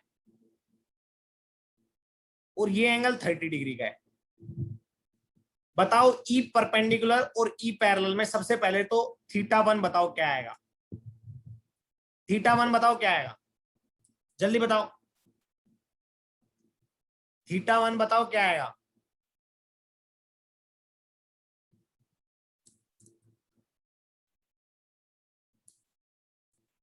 जल्दी सभी बच्चे बताएंगे θ1 क्या आएगा? काफी अच्छे सही जवाब दे रहे हैं सभी बच्चे, शाबाश, गुड। दो भाई दो, आंसर करो। अभी 3-4 बच्चों ने अच्छा आंसर दिया है। θ1 क्या आएगा? क्या θ1 अपर एंड ऑफ द वायर से परपेंडिकुलर के बीच की दूरी बीच का एंगल होता है? अरे θ1 इस लाइन और इस लाइन के बीच का एंगल होता है ना, जो अपर एंड ऑफ द वायर को और परपेंडिकुलर के बीच में जो एंगल आएगा वही होता है ना? अरे होता है या नहीं होता? बच्चों, अपर एंड ऑफ द वायर से जो पॉइंट पी को ज्वाइन करने वाली लाइन होती है और जो परपेंडिकुलर ऑन द वायर होता है, इसके बीच का एंगल होता है भाई साहब, तो θ1 आएगा आपका 50 डिग्री। ओके, θ2 क्या आएगा जल्दी बताओ? θ2 जल्दी बताओ, शाबाश। थीटा टू क्या आएगा, जल्दी बताओ। गलत गलत गलत। एक बच्चे ने ठीक बोला है, बुरहान ने ठीक बोला है, बाकी सब खच्चड़ हो गए, देख लो। Yes, Pooja Darade correct, correct. Mohit correct.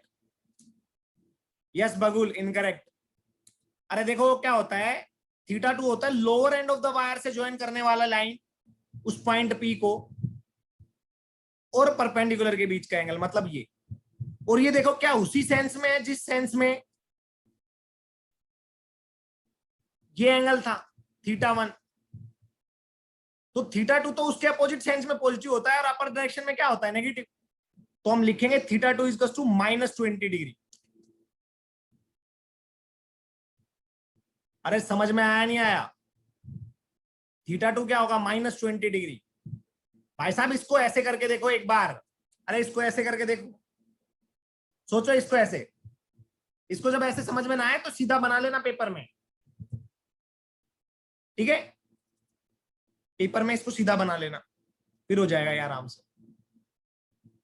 अब आपसे कोई पूछे ई पैरेलल किधर होगा, सॉरी ई परपेंडिकुलर किधर होगा, पहले बताओ ई परपेंडिकुलर की डायरेक्शन किधर होगी, north, south, east, waste.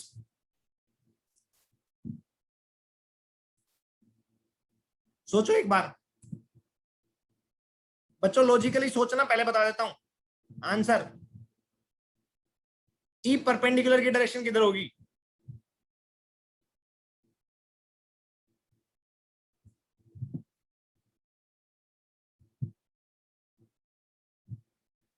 E perpendicular. अरे गोचू, ये नेगेटिव चार्ज है तो इलेक्ट्रिक फील्ड रिजल्टेंट जो आएगा वो इधर आएगा, तो एक कंपोनेंट इधर जाएगा और एक इधर जाएगा। तो perpendicular to the surface component किधर होगा, इधर होगा ना। शाबाश, भांग पीते रहा करो, है भाई, कर दोगे ऐसे काम तो। ये आएगा ई परपेंडिकुलर, अरे नेगेटिव है ना ये, तो रिजल्टेंट इधर आएगा, तो रिजल्टेंट के कंपोनेंट एक इधर बनेगा और एक इधर बनेगा। सबका गलत आया, सबका गलत, कोई एक बच्चा ऐसा नहीं था जिसने करेक्ट बताया।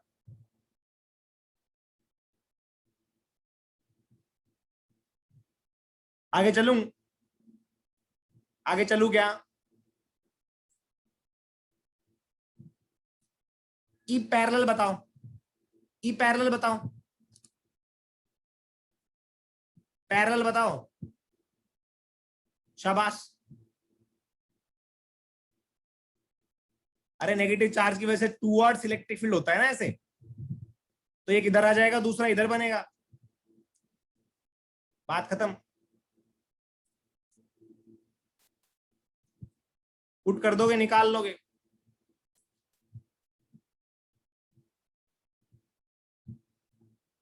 कर लोगे ना, है भाई।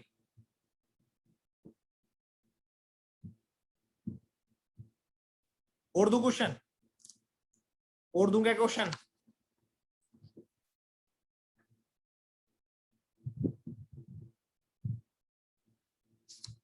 आ जाओ तो फिर।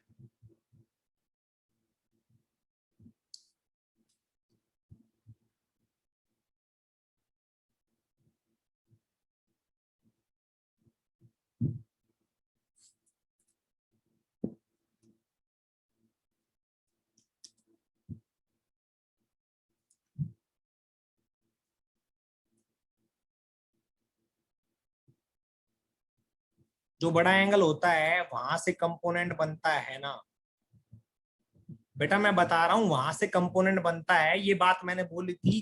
पर एक बार ये भी तो सोच, इसके इस side portion of the wire क्या है, ज्यादा है, इस साइड नहीं है, नहीं है ना। तो इस side portion of the wire ज्यादा है, तो इस वायर की वजह से जो इलेक्ट्रिक फील्ड की डायरेक्शन आएगी वो किधर आएगी, नेगेटिव चार्ज है तो इधर ही आएगी ना। पॉजिटिव चार्ज होता है इस वायर पे तो उधर होती। मैं कह रहा हूं उसका डोमिनेंस होता है, जो बड़ा एंगल होता है उस वायर की वजह से जो रिजल्टेंट इलेक्ट्रिक फील्ड होता है उसके अकॉर्डिंग रिजल्टेंट आता है। जो बड़ा एंगल होता है तो उस वायर की वजह से जो रिजल्टेंट इलेक्ट्रिक फील्ड होता है उसका रिजल्टेंट आता है। तो ये बड़ा एंगल है और इस वायर की रिजल्टेंट इलेक्ट्रिक फील्ड क्या होगा, इधर उसके कंपोनेंट बनेंगे ये, तो उसके अकॉर्डिंग आएगा ना। समझा? समझा या नहीं समझा?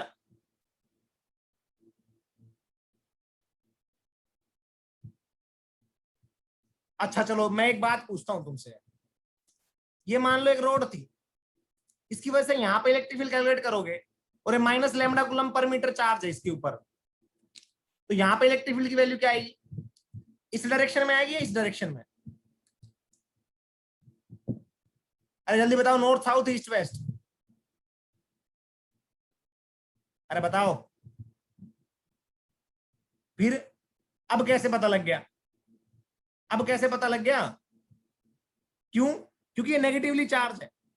तो यहाँ पे ये कोई भी आप इलेक्ट्रिक फील्ड होगा तो उसकी डायरेक्शन ये होगी ना, छोटे छोटे एलिमेंट की वजह से, सबकी वजह से। यहाँ पे पॉजिटिव चार्ज रख के देखो उसमें फोर्स किधर लगेगा, इधर, तो इलेक्ट्रिक फील्ड की भी डायरेक्शन इधर होगी, पॉजिटिव चार्ज रख के देखोगे। अब समझ में आया? अरे आया क्या? अब ये वाला थोड़ा आइडिया आया? मोहित आइडिया आया अब कुछ?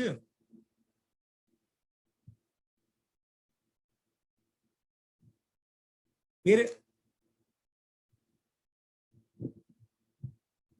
आ जाओ अब आगे चलते हैं। देखो बच्चों अब ध्यान से,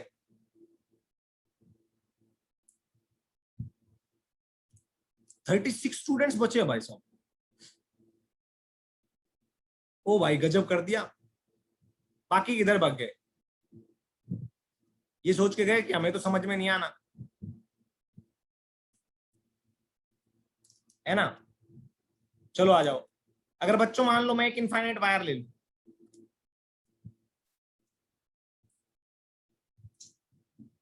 और उससे डी दूरी पे एक पॉइंट लूं, तो ई पैरेलल और ई परपेंडिकुलर क्या होंगे?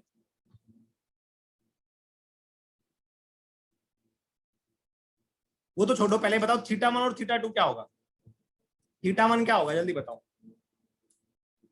क्या लगभग लगभग 90 डिग्री हो जाएगा? अगर ये इनफाइनाइट वायर है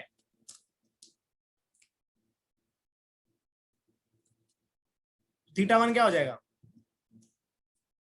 90 डिग्री। और थीटा 2 90 डिग्री। कर लोगे ना सोल्व? अब कर लोगे ना? इलेक्ट्रिक फील्ड इसकी वजह से क्या आएगा? केवल ही परपेंडिकुलर आएगा। देखो एक बार ध्यान से, के lambda by D sine theta sine 90 plus sine 90, ये आएगा 2 के lambda by D E perpendicular. E parallel आप किधर भी मान लो, सोल्व करोगे तो जीरो आएगा। के lambda by d cos 90 minus cos 90। समझ में आया? आया ना? ओके, अच्छी बात है। अब मान लो एक वायर है, इनफाइनाइट है, मतलब इधर एक्सटेंडेड है,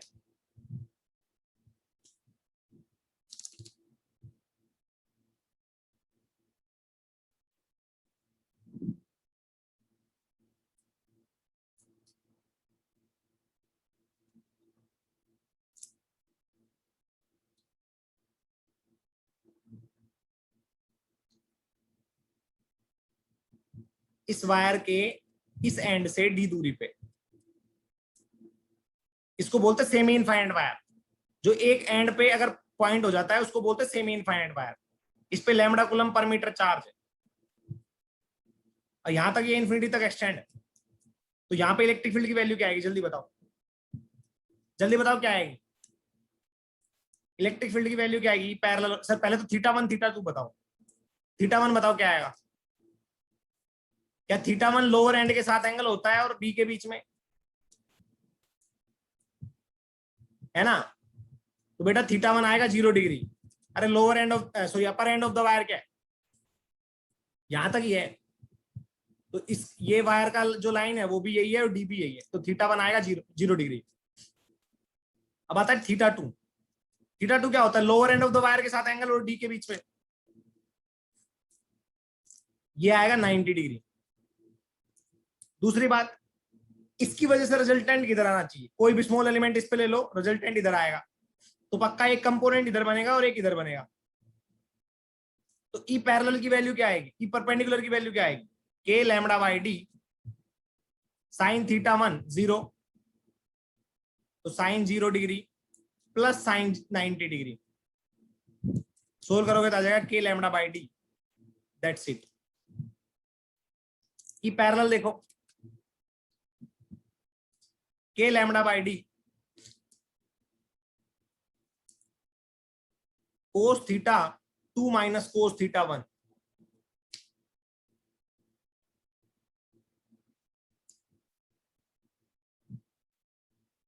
ई parallel is basically k lambda by d, cos theta 2 की वैल्यू क्या आएगी, थीटा 2 की वैल्यू क्या है 90, तो कोस 90 माइनस कोस 0 डिग्री। सोल्व करोगे तो क्या आएगा, के लैम्डा बाई डी। समझ में आया, माइनस का है वो मैग्नीट्यूड में लिखना है आपसे, क्या लिखना है मैग्नीट्यूड में, समझ में आया, माइनस से कोई लेना देना नहीं, मैग्नीट्यूड लिखना है आपने, मैग्नीट्यूड। डायरेक्शन किससे आइडेंटिफाई करोगे, कॉमन सेंस से, ठीक है ना। अरे लैम्डा हो चाहे प्लस लैम्डा हो चाहे माइनस लैम्डा हो, डायरेक्शन कॉमन सेंस से आइडेंटिफाई करनी, अच्छी बात है। मान लो दूसरी सेमी इनफाइनाइट, इसको बोलते हैं सेमी इनफाइनाइट, याद रखना पहले, तो कई बार बच्चे समझ नहीं पाते क्या है ये, बच्चों इसको बोलते हैं सेमी इनफाइनाइट रोड।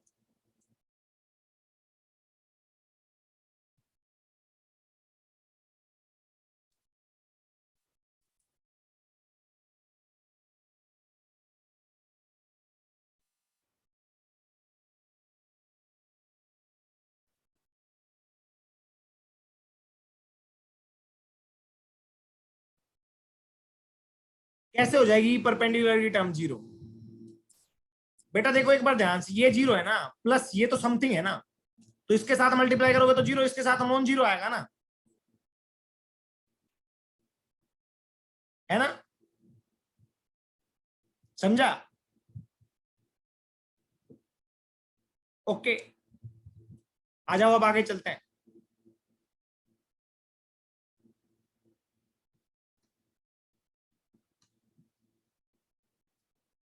यदुवंत सूर्यवंशी, तूने अटेंडेंस ली थी, अटेंडेंस ली थी क्या तूने, सूर्यवंशी ले ली थी ना पहले ही। अब जो अभी है ना, एक बार दोबारा से और ले, दोबारा से ले, और बीच में जो बच्चे गए उनको पकड़ेंगे अब।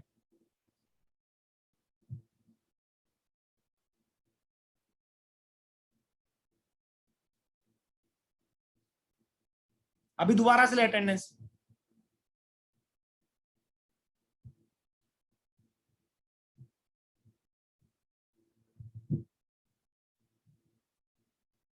उन्होंने मजाक बना रखा है हर चीज का।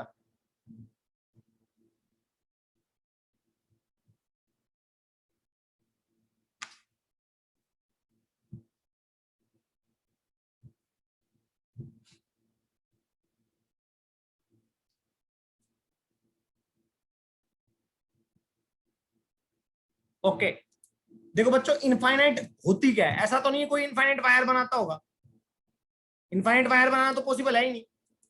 तो हम इनफाइनाइट कब कंसीडर करते हैं, जब लेंथ ऑफ द वायर मान लो L है और ये डिस्टेंस है D, तो ये D है that is very small very small very small as compare to L, उस टाइम पे हम इस वायर को इनफाइनाइट कंसीडर कर लेंगे, और उस टाइम पे थीटा 1 एंड थीटा 2 90 कंसीडर कर लेंगे।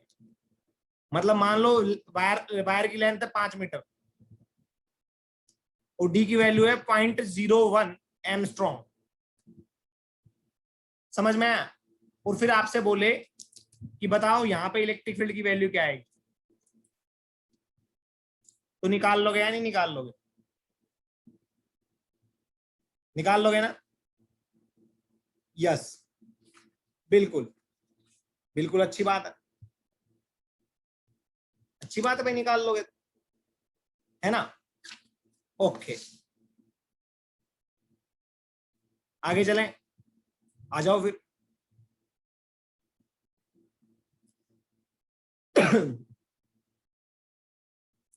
आपसे एक वायर दे देगा,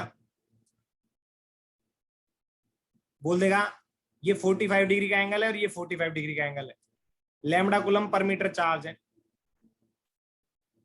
बताओ इलेक्ट्रिक फील्ड ई पैरेलल और ई परपेंडिकुलर क्या होगा?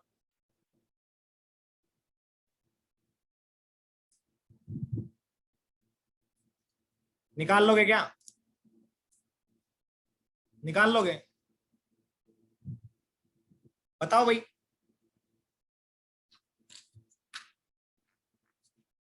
ई परपेंडिकुलर लगेगा, ई पैरेलल 0 हो जाएगा। अरे निकाल लोगे ना?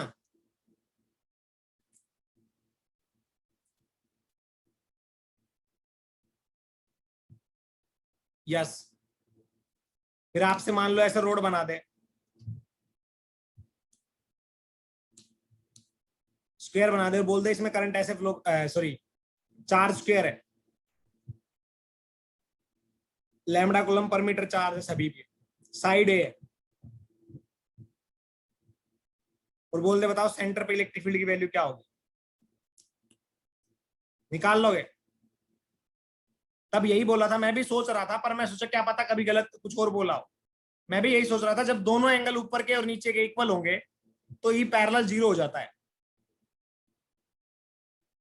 इफ θ1 एंड θ2 आर इक्वल, लिख लो, if θ1 is to θ2 then E parallel is to 0।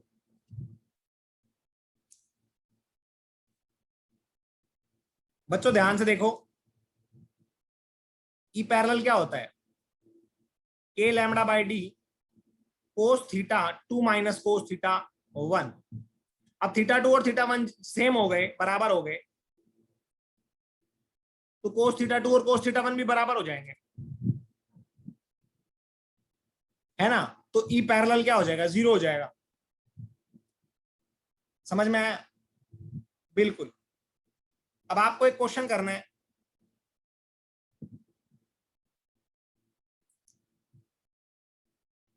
एक इनफाइनाइट रोड है, हमने उसमें ऐसे बैंड कर दिया, इधर भी इनफाइनाइट गई,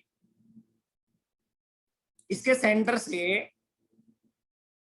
यहां से डी दूरी पे, यहां से 45 डिग्री के एंगल पे डी दूरी पे एक पॉइंट है पी, क्या इस पे आप इलेक्ट्रिक फील्ड कैलकुलेट कर सकते हो?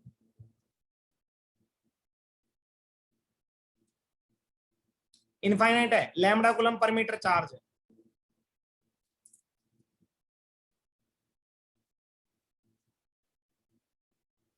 बेटा ऐसे ही चलता रहेगा लेक्चर। अब 2 मिनट पहले तू आया, फिर अब टाइम पूछ रहे हैं हर्षल।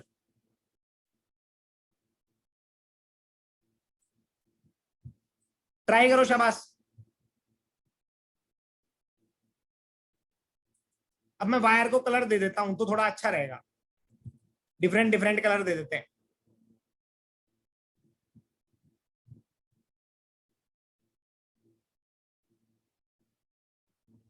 ये वायर का कलर मैं ग्रीन दे देता हूं। तो बच्चों ग्रीन में जो एंगल बनेंगे वो ध्यान से देखना,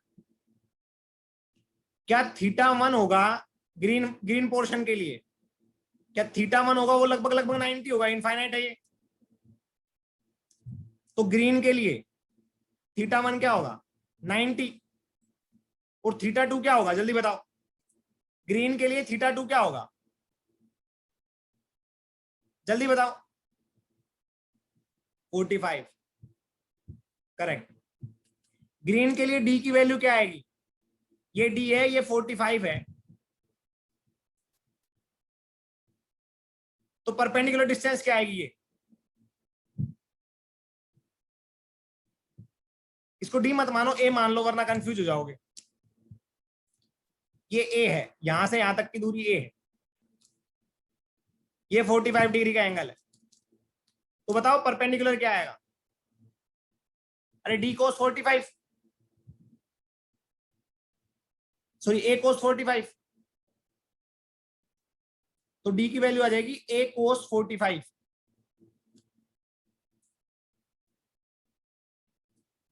पहला क्लियर, पहला क्लियर हुआ ना? अगर ध्यान से देखोगे तो मैं फिगर बना देता हूं। इसमें large portion of the wire किधर है? ऊपर की डायरेक्शन में। अरे केवल ग्रीन पोर्शन है, उसमें large portion of the wire किधर है? ऊपर की डायरेक्शन में परपेंडिकुलर से, नीचे की डायरेक्शन में? जल्दी बताओ। ऊपर। तो ऊपर की वजह से जो परपेंडिकुलर कंपोनेंट है वो तो इधर आएगा, और पैरेलल है वो किधर आएगा? नीचे या ऊपर? नीचे। तो आप ई पैरेलल ऐसे बनाओगे, सॉरी ई परपेंडिकुलर ऐसे बनाओगे, और ई पैरेलल ऐसे बनाओगे। ध्यान से समझना है अच्छे से। क्लियर हुआ ना? ओके। अब इस वायर के लिए आ जाओ। इसको मैं रिप्रेजेंट करूंगा रेड से, पूरा पोर्शन इसका। तो बच्चों अगर ये ए है तो डी की वैल्यू क्या आएगी? ये 45, ये 45, तो ये 45, तो डी की वैल्यू क्या आएगी?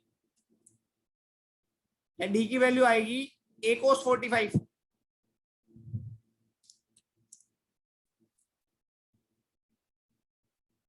यस, डी की वैल्यू आएगी ए कोस 45। ओके बच्चों, थीटा वन क्या आएगा? क्या थीटा वन 45 आएगा?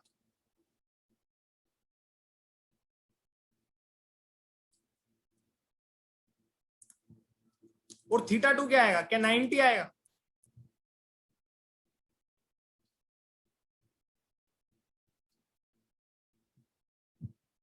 और अगर आप कंपोनेंट बनाओगे तो मेरे को ये बताओ, major portion of the wire किधर है? इधर। तो ई पैरेलल और ई परपेंडिकुलर इसके अकॉर्डिंग आएंगे ना, इसके रिजल्टेंट के अकॉर्डिंग, है ना? यस। तो इसके रिजल्टेंट के अकॉर्डिंग आएंगे, तो इस पे कोई भी स्मॉल एलिमेंट ले लो, उसकी वजह से इलेक्ट्रिक फील्ड की डायरेक्शन ये होगी। तो परपेंडिकुलर ये हो जाएगा ई परपेंडिकुलर, और पैरेलल ये हो जाएगा। समझ में आया? तो आप बोलोगे ई परपेंडिकुलर ये हो जाएगा और ई पैरेलल ये हो जाएगा। अब आपको थीटा वन पता है, थीटा टू पता है, दोनों ही केसेस के पता है, डी पता है। नहीं समझा मोहित? अरे इस ग्रीन रेड पोर्शन की बात कर रहा हूं मैं, रेड पोर्शन की, रेड पोर्शन की बात कर रहा हूं केवल। रेड पोर्शन में लेंथ ऑफ द वायर किस साइड ज्यादा है? यहां से यहां तक ज्यादा है या यहां से यहां तक ज्यादा है? मोहित,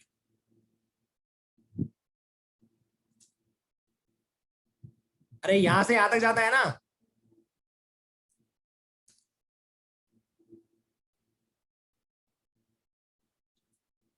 अरे ये इन्फिनिटी है ना भाई।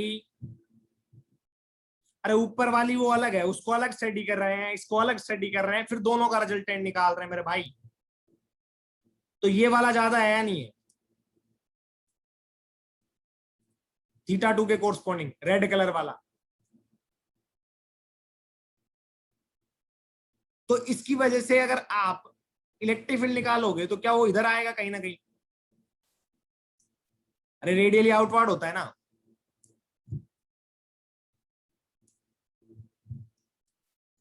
तो अगर उसका एक कंपोनेंट लेगा वो इधर आएगा, और दूसरा कंपोनेंट लेगा वो इधर आएगा।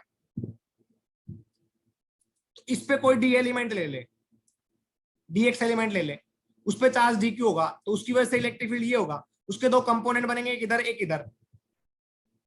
उसको इंटीग्रेट करेगा तो ये कंपोनेंट इधर आ गया, ये इधर आ गया। और तेरे को पता है ये पोर्शन ऑफ द वायर बड़ा है, तो रिजल्टेंट पैरेलल आएगा, वो इधर ही आएगा ना, बड़े पोर्शन के अकॉर्डिंग। अरे इन दोनों में से ये और ये इसके अकॉर्डिंग ई पैरेलल आएगा ना। बेस्ट। तो फिर अब ई पैरेलल इसकी वैल्यू निकाल लेना, ई पैरेलल इसकी वैल्यू निकाल लेना, ई परपेंडिकुलर इसकी रिजल्टेंट वेक्टर निकाल लेना, फिर इनके सोल्व कर लेना, वेक्टोरियली ऐड कर लेना। कर लोगे या नहीं कर लोगे? घर से इसका आंसर निकाल के लेके आना, पहले बता देता हूं। समझ में आया? घर से इसका आंसर निकाल के लेके आना है।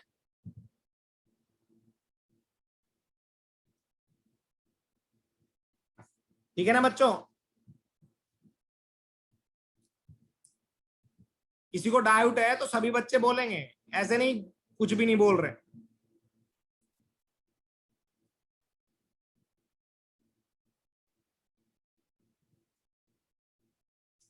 चलो निकाल लेते हैं बच्चों, तुम्हारा कॉन्फिडेंस आ जाएगा। ग्रीन वाला कर लेते हैं, ग्रीन वाला ई परपेंडिकुलर के लैम्डा बाय डी की वैल्यू आपको पुट करनी है कोस 45 sign theta 1 plus sine theta 2। Theta 1 की वैल्यू क्या है देखो एक बार ध्यान से, थीटा 1 की वैल्यू है 90। ग्रीन वाले का ग्रीन से ही सोल्व करता हूं, वो अच्छा रहेगा।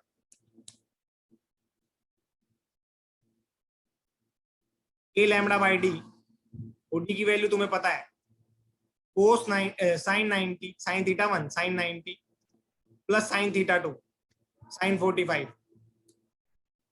इधर ई पैरेलल देखो, के लैम्डा बाई डी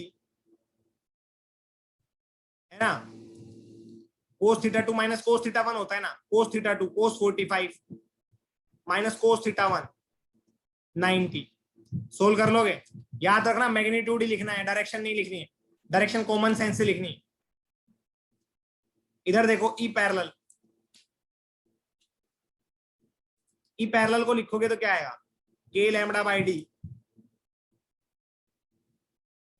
के लैम्डा बाय डी,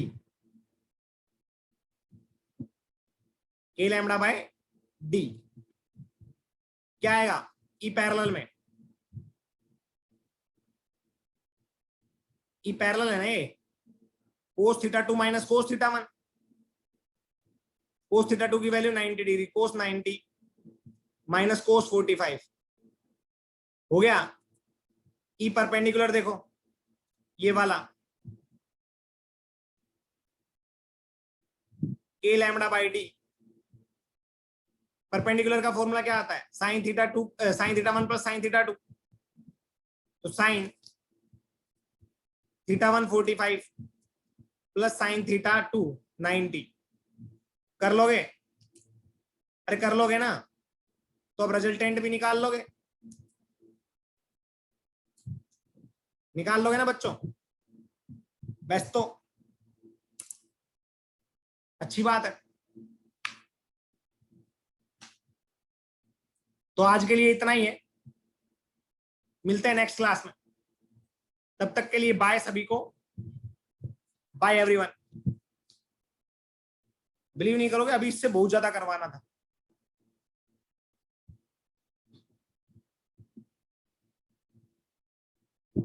इससे अभी बहुत ज्यादा करवाना था, पर फिर भी पता नहीं, मेरे को लग रहा है कुछ बच्चे ऊपर से जा रहे हैं। ठीक है बच्चों, तो घर जाके पढ़ना है, तब तक के लिए बाय सभी को, बाय एवरीवन।